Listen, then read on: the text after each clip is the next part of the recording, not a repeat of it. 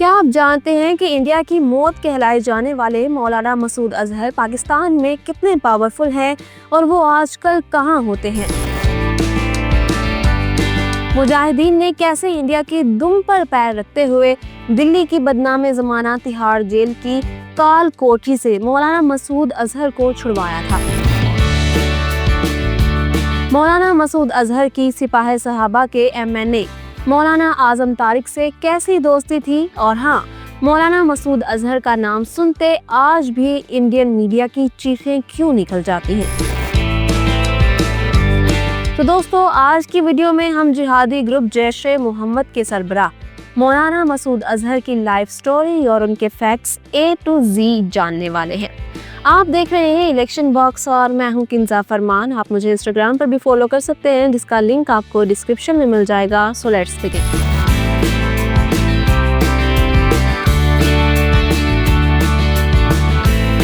یہ سال تھا 1968 کا اور جولائی کی 10 تاریخ تھی۔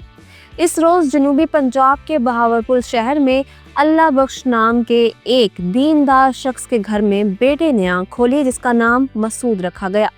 برطانوی نشریاتی ادارے BBC کی ایک رپورٹ کے مطابق مولانا مسعود اظہر کے والد مولوی اللہ بخش بہاولپور کے ایک سرکاری اسکول میں پڑھاتے تھے۔ مسعود اظہر کے نانا محمد حسین چغتائی تحریک ختم نبوت کے سرگرم کارکن تھے، جو 90 کی دہائی میں مجلس احرار کے لیڈر بھی رہے۔ مسعود اظہر نے اپنی ابتدائی تعلیم بہاولپور اور رحیم یار خان سے حاصل کی۔ مولوی اللہ بخش نے اپنے ایک دوست مفتی سعید الرحمان، جو کراچی میں جامعہ بنوری کے استاد تھے، ان کے کہنے پر اپنے فرزند مسعود کو دینی تعلیم پر لگایا۔ 12 سال کے مسعود اظہر 1980 میں کراچی چلے آئے اور بنوری ٹاؤن کے مشہور مدرسے میں پڑھنے لگے۔ اس زمانے میں جامعہ علوم الاسلامیہ بنوری ٹاؤن میں جہادی گروپ حرکت المجاہدین کا غلبہ تھا۔ مسعود اظہر بھی حرکت المجاہدین کے امیر مولانا فضل الرحمان خلیل سے متاثر ہوئے بنا نہ رہ سکے۔ تب چیچا وطنی پنجاب سے تعلق رکھنے والے اعظم طارق بھی مسعود اظہر کے ساتھ پڑھا کرتے تھے اور یہاں دونوں میں دوستی ہو گئی۔ یہی طالب علم اعظم طارق بعد میں سپاہ صحابہ میں شامل ہوئے اور جنگ سے 3 مرتبہ MNA الیکٹ ہو کر پارلیمان تک پہنچے۔ مولانا مسعود اظہر کو کراچی سے درس نظامی کر لینے کے بعد وہیں استاد مقرر کر دیا گیا، چونکہ انہیں عربی گرامر پر عبور حاصل تھا۔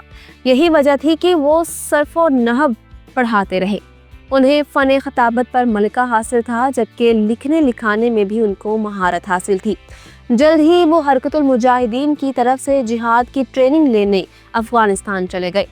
بھارتی تحقیقاتی ادارے CBI کی مان کر چلے تو مولانا مسعود اظہر نے تفتیش کے دوران بھارتی حکام کو بتایا تھا کہ میں اپنی کمزور جسامت کی وجہ سے افغانستان کا 40 روزہ جہادی کورس مکمل نہیں کر سکا تھا۔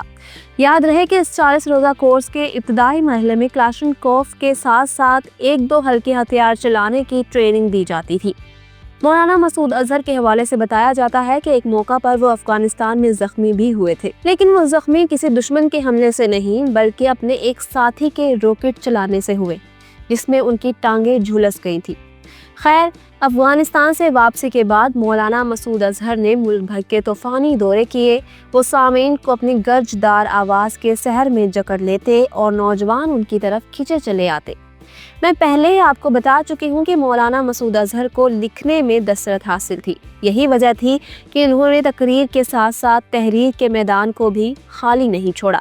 جلد ہی ان کی پہچان جہادی جرنلسٹ کے طور پر بھی ہونے لگی۔ اپنے صحافتی کریئر میں وہ کئی اسلامی رسالوں کے ایڈیٹر رہے۔ مولانا مسعود اظہر کے قلم سے 30 سے زیادہ کتابیں لکھی جا چکی ہیں، جو زیادہ تر جہاد کے ٹاپک پر ہیں۔ مولانا مسعود اظہر کی شعلہ بیاں تقریروں اور جہادی لٹریچر نے انہیں دیندار گھرانوں کے نوعمر لڑکوں کا محبوب بنا دیا۔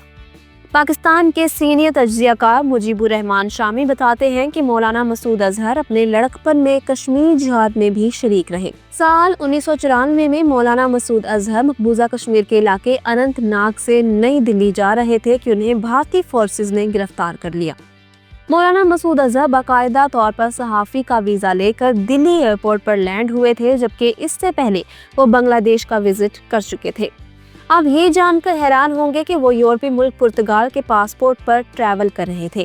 ऐसा बताया जाता है कि श्रीनगर में मुजाहिदीन के 2 ग्रुप्स आपस में दस्तों गिरेबान थे, तो मौलाना मसूद अजहर दोनों ग्रुपों में सुलह करवाने श्रीनगर पहुंचे थे, लेकिन वहां मुखबरी हो गई, जिसके बाद भारतीय सिक्योरिटी फोर्सेस ने उन्हें अरेस्ट कर लिया। मौलाना मसूद अजहर खुद बताते हैं कि जब मैं मकबूजा कश्मीर में गिरफ्तार हुआ तो इंडिया के प्रेस ने सुर्खियां लगाई कि हमने सबसे बड़ा दहशतगर्द मुल्ला पकड़ लिया है। उन्हें जम्मू, श्रीनगर के बादामी बाग कैंट एरिया और फिर दिल्ली की बदनाम ज़माना तिहाड़ जेल में कैद रखा गया। मौलाना की रिहाई के लिए उनके साथियों ने कश्मीर में आए 6 टूरिस्ट को अगवा किया। इंडियन गवर्नमेंट के इनकार पर 5 सियाहों को मौत के घाट उतार दिया गया। उसके 4 साल बाद 24 दिसंबर 1999 को काठमांडू, नेपाल से उड़ान भरने वाले इंडियन एयरलाइन के एक तैयारे 814 को मुजाहिदीन बड़े फिल्मी अंदाज में हाईजैक करके काबुल, अफगानिस्तान ले आए। तैयारे की हाईजैकिंग ने पूरे हिंदुस्तान को हिला कर रख दिया। ऐसे में मुजाहिदीन के मुतालबात के आगे भारत सरकार ने घुटने टेक दिए और यूं 5 साल की असीरी के बाद मौलाना मसूद अजहर की रिहाई मुमकिन हुई। बताया जाता है कि रिहाई के बाद मौलाना मसूद अजहर की पहली बार उसामा बिन लादेन और मुल्ला उमर मुजाहिद से मुलाकात हुई। पाकिस्तान वापसी पर मौलाना मसूद अजहर के पुराने दोस्त मौलाना आज़म तारिक सिपाही सहाबा के हजारों कारकुनान के साथ उनके इस्तकबाल के लिए खड़े थे। जल्द ही मौलाना मसूद अजहर ने जैश-ए मोहम्मद के नाम से अपना अलग जिहादी ग्रुप बनाया। कराची के मारूफ आलिम दीन मुफ्ती निजामुद्दीन शामज़ई जैश-ए मोहम्मद की सरपरस्ती करने लगे। एक रिपोर्ट के मुताबिक जैश-ए मोहम्मद वालों ने पाकिस्तान में हरकतुल मुजाहिदीन के कई दफातर पर कब्जा कर लिया, जिसमें उन्हें सिपाही सहाबा और इस्लामाबाद की लाल मस्जिद की मुकम्मल सपोर्ट हासिल थी। तब हर जानिब मौलाना मसूद अजहर का तूती बोलता था, जिसका अंदाज़ा आप यूँ लगा लें कि मदारिस में पढ़ने वाले हज़ारों तलबा ने अपने नाम के आगे अजहर लगाने का फैसला किया। लेकिन फिर 9/11 के बाद हालात यकसर तब्दील होते गए और कल के हीरो आज के विलन कहलाए जाने लगे। एक शाम जनरल परवेज मुशर्रफ ने टीवी पर आकर तमाम जिहादी ग्रुप्स को बैन करने का ऐलान किया। सदर मुशर्रफ के ऑर्डर्स पर मौलाना मसूद अजहर को घर पर नजर बंद कर दिया गया, लेकिन फिर 14 दिसंबर 2002 को लाहौर हाई कोर्ट ने उनकी नजरबंदी को गैर कानूनी करार देते हुए उनकी रिहाई का हुक्म दे दिया। मौलाना मसूद अजहर आज भी इंडिया के लिए मोस्ट वांटेड पर्सन है और भारत सरकार हमेशा से पाकिस्तान से ऐसा मुतालबा करती आई है कि आप मसूद अजहर हमारे हवाले कर दें। मौलाना मसूद अजहर की जमात पर इंडिया और अमेरिका समेत कई मुल्कों ने पाबंदी लगा रखी है। 2019 में अक़वाम मुत्तहिदा की सिक्योरिटी कौंसिल ने इंडिया की सिफारिश पर मौलाना मसूद अजहर को आलमी दहशतगर्दों की लिस्ट में शामिल किया। आज की बात करें तो मौलाना मसूद अजहर पाकिस्तान में गोशा नशीनी की जिंदगी बसर कर रहे हैं। वो बहुत कम लोगों से मिलते हैं और अवामी इज्तिमात से खिताब करने का तो सवाल ही पैदा नहीं होता। उनका मरकज़ बहावलपुर शहर में है। बुलंद और बाला दीवारों वाले मदरसे में आज कोई अस्करी कैंप नहीं है, ताहम मौलाना मसूद अजहर के ऑडियो बयानात और लिटरेचर आज भी शाया होते हैं।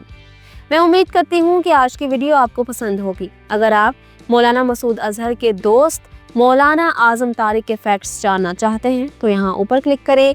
मरियम नवाज़ की बहन अस्मा नवाज़ के फैक्ट्स के लिए यहाँ नीचे, और इमरान खान की कहानी आपको यहाँ मिलेगी। वीडियो को लाइक शेयर करें, इलेक्शन बॉक्स सब्सक्राइब कर लें और हमारी वीडियोस देखते रहें। अल्लाह हाफ़िज़ नासिर।